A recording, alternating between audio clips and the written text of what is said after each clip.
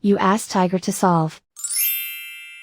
This deals with linear equations with one unknown. The final result is x equals 4. Let's solve it step by step. Group all x terms on the left side of the equation. Subtract 10x from both sides. Group like terms.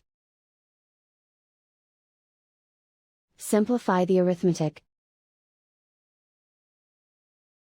Group like terms. Simplify the arithmetic. Group all constants on the right side of the equation. Add 3 to both sides. Simplify the arithmetic.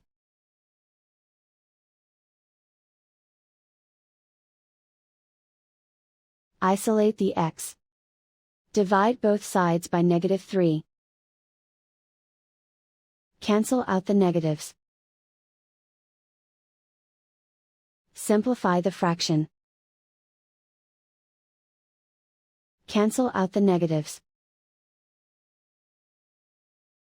Find the greatest common factor of the numerator and denominator.